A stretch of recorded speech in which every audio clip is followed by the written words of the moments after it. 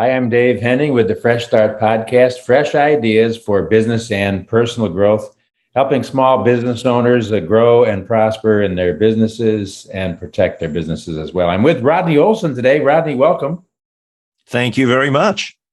And Rodney, you are Mr. Cycling guy. You've crossed Australia 6 times by bike and also in Canada, making 2 trips to cycle in India. Tell us a little bit about your background and how did you get started with this? I know you've got a passionate story that I want our listeners and viewers to hear. It's interesting that I'm known a lot for cycling and what I've done in that arena over many years, because I didn't actually learn to ride a bike until I was 16. So I've made up for it since. But all the rides that I've done, those sorts of rides across Australia, within Australia, across to India and in Canada, they've all been to raise money or to raise awareness about various Christian organizations or causes. And so that's what I've been passionate about, to be able to use this medium of cycling as a way to raise funds and to raise awareness. And so that's what I've been all about. And so most of those rides across Australia happened many years ago when I was a much younger man, although the most recent one, which was in 2018, was the first ever ride for Compassion coast to coast, where we were raising money for Compassion to help children living in extreme poverty. And so we had a group of us cycle across the country. Now, we were going to do that again for 2021, but COVID restrictions meant that we couldn't. So the plan is to do that coast-to-coast ride from one side of Australia to the other in 2022. Wow. And so how long does a ride like that take? And I hope that you stop for certain needs. We certainly do. It's 28 riding days, and then we have 5 rest days as well. So it's over a month that it takes us to get from one side of the country to the other. It's a very large country. And it's around 4,200 kilometers that we ride. So I'll let you do the math and work out what that is in miles. But our average day is around 155 kilometers on the bike. So that translates to just under 100 miles. And so we're doing around 100 miles a day, with some days being bigger than that. Once you get to the middle of Australia, once you leave the populated areas, there's a stretch for about 6 days where you're just going to roadhouses. And so you have to go that far to get to the next roadhouse. And in between, there's just nothing. We have what we call the Nullarbor Plain, it means no trees. And so you're riding for several days where it's just flat. There's no trees around, no vegetation. And so that's when you really pray for tailwinds, because last time we had headwinds, and of course there's nowhere to hide. There's no shelter, there's no buildings, there's no trees, and so there's no way to avoid that wind. So we're praying next time that we'll get some really big tailwinds. So I was going to ask about the geography. That's a flat area, but is there any mountainous or hilly areas that are challenging for you? When we first leave Perth, there's a decent-sized hill and a number of hills over the first couple of days. They're not huge, but seeing as they're what you have to start out with, it can be a bit challenging as the group is trying to get used to riding with each other. But we get past that. Then we put thousands of kilometers in our legs before we get to the last few days, where we are actually climbing through some mountainous areas, and quite a lot of climbing over the last few days. So it's either we're worn out and it's really difficult, or we've built up a bit more fitness and we can do it. So tough few days at the end, but certainly all worth it. And you'll come into Sydney? We actually come into Newcastle, which is a regional city of New South Wales. So Sydney's the capital of New South Wales. Newcastle is above that. And so we come in there because that's where the head office for Compassion Australia is. And so we can get in there, and we start in Perth, dipping our tyre in the Indian Ocean, and then we go all the way across to Newcastle and we dip our tyres into the Pacific on the other side of the country. Wow, that's amazing. And how many will be going with you on this trip? We're just working out the team at the moment because the team that we had set up for 2021, not all can make it. So we've got a couple of new people joining us, but roughly we'll have over 30 cyclists, probably about 32, 33 cyclists, a support crew of about a dozen. We'll have a video crew traveling with us to make a documentary, which will then be distributed globally. So it's quite a big group on the road. And you mentioned stopping along the way. We certainly do. We stop where we need to during the day, but we also stop in those populated areas. In each of those towns, we meet with the local people, the local community. Oftentimes, churches will host us. And so they'll say, yeah, come on in. We'll give you a good meal for the night. We'll give you a place to stay, whether that's in people's homes or oftentimes it's saying, there's our church hall. You put down your blow-up mattresses or camp stretchers and you sleep there for the night. And then we pack up, rinse and repeat all the way across the country. That is absolutely amazing. And tell me a little bit about your background in terms of your career or your work life prior to jumping into this passionate work that you do. The interesting thing is that I guess the only thing I'm qualified to do, that I have a piece of paper that says I'm qualified to do, is as a chef, which I don't use those skills these days, apart from I do most of the cooking at home for the family. But I did that and then I left that. But my passion had always been radio. So from a little boy, when others, and I guess this is where I didn't learn to ride a bike till I was 16, because while others were riding their bikes around the neighborhood, I was pretending to be a radio announcer. And I built my own little radio station. And so eventually I had the opportunity to do that. And for around 25 years, I worked in Christian radio here in Perth, Western Australia. And it was actually during the time that I was working in radio that I was offered the opportunity to see Compassion's work on the ground, to see the way that they were releasing children from poverty in Jesus' name. And I thought, well, they seem like an all right organization. I thought, I'll go and see what they're doing, and I'm up for a bit of adventure. So I flew halfway around the world and got to Haiti to see the work of Compassion there. And that's where a big adventure began. Oh, my goodness. And I had no idea, because I don't know if you were aware of my background, but as a high school kid, I always wanted to be a rock and roll disc jockey, and I was able to pick up the historic WLS radio station in Chicago, all the way over in Rochester, New York, hundreds of miles away, with my little transistor radio. And it turned out I ended up working at the very first contemporary Christian music station in Kansas City while I was attempting to get my master's degree at a local seminary there. And as it turned out, I ended up working at, I guess, 10 stations, of which some of them were AM, FM, so that counts as two. But I worked in the New York market, Boston, San Francisco, and Kansas City. So kind of a journeyman in that field as well. So we have a lot in common in that respect. And it was quite an adventure back in those days. And I ended up also participating in a talk show, which gave me a little bit of background for doing these podcasts as well. So that's very, very interesting that we have that in common. And your trip to Haiti, that was after the big that was the earthquake, or what was the situation? No, it was actually 2008. So it was the time of 2 years before that big earthquake.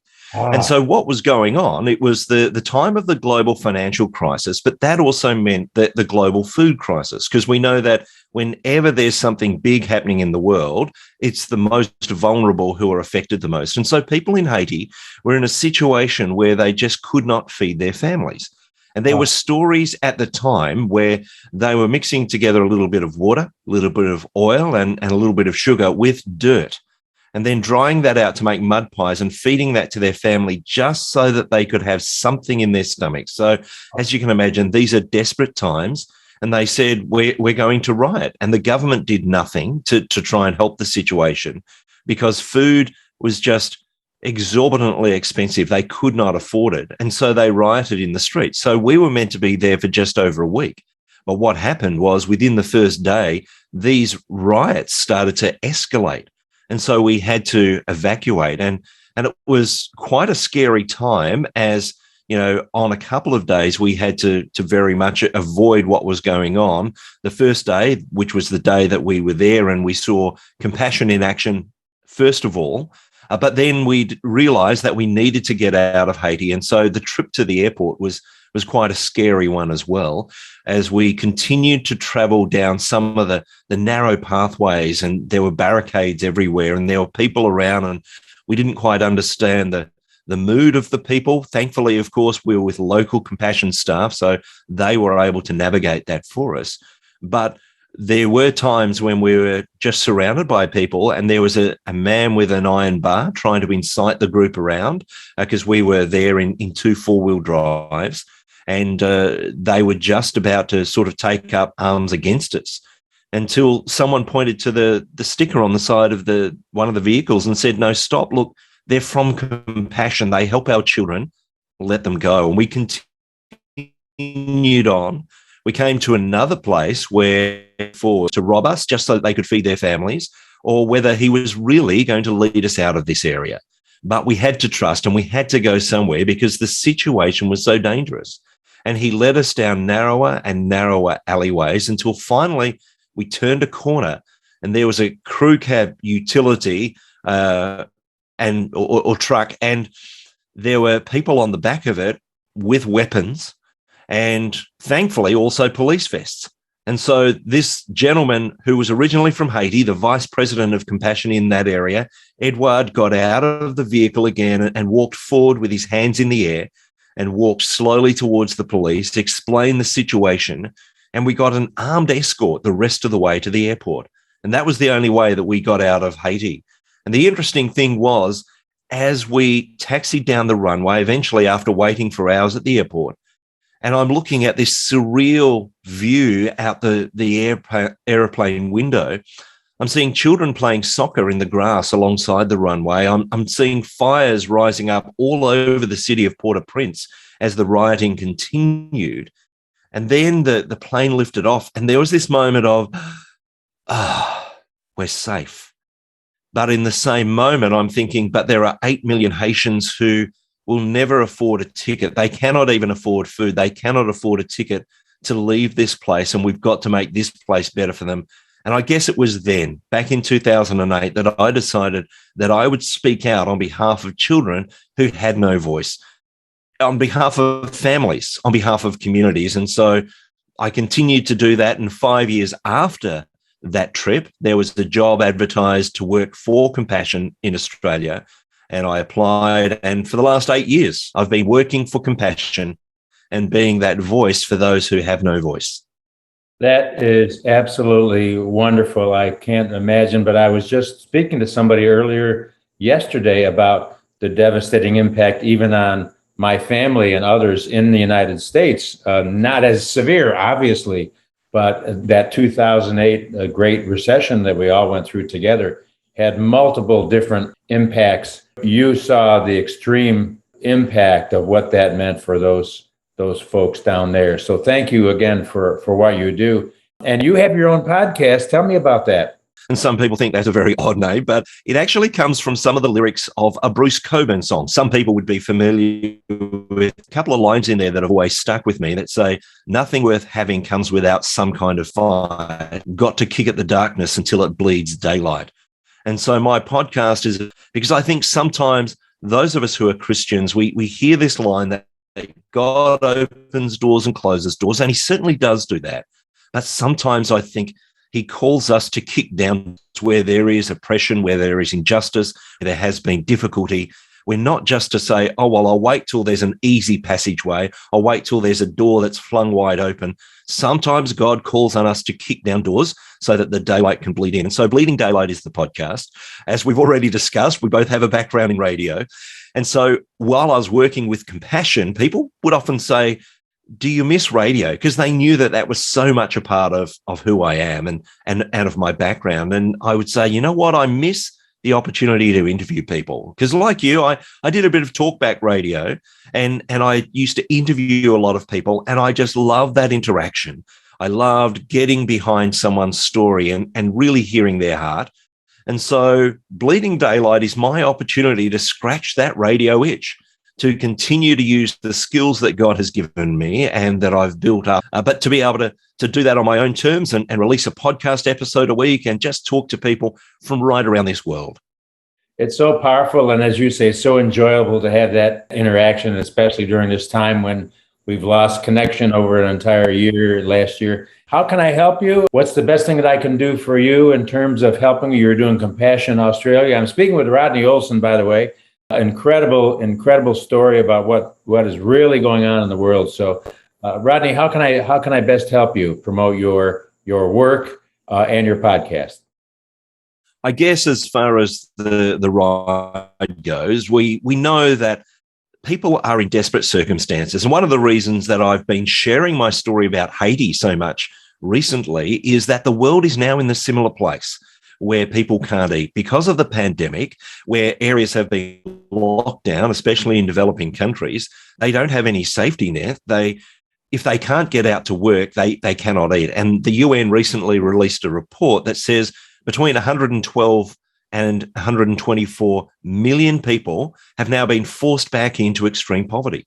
This is the first time in decades that the global poverty rate has risen. So we need to do something. And that's what the ride is about, is raising funds and raising awareness. So if people want to find out more about the ride, they can go to rideforcompassion.com.